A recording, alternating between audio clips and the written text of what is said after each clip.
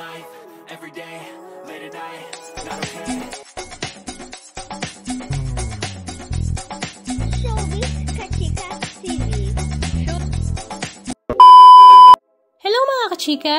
Last 2 days nga ay talaga namang star-studded ang naging grand premiere night ng 5 Breakups and the Romance na ginanap nga sa SM Mega Mall na pelikula nila Alden Richard at Julia Montes. Suportado nga ng mga kapuso at kapamilya star ang pelikulang ito at halos lahat nga ng kanilang mga malalapit na mga kaibigan sa showbiz industry ay rumampa nga sa red carpet.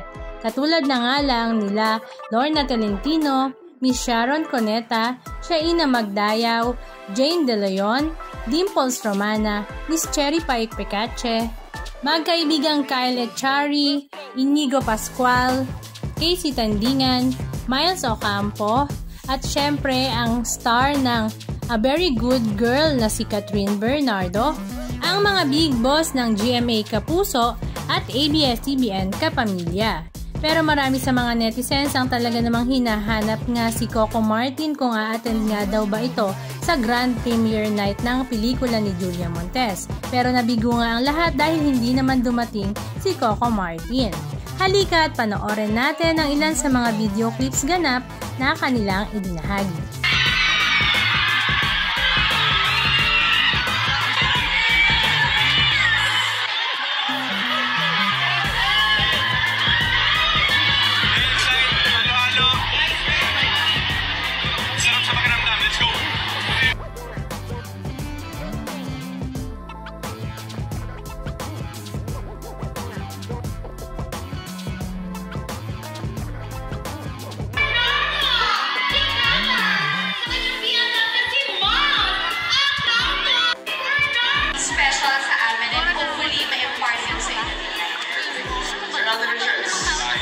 This night is very special to us three, and of course to GMA Pictures, Cornerstone Studios, and Irian Entertainment.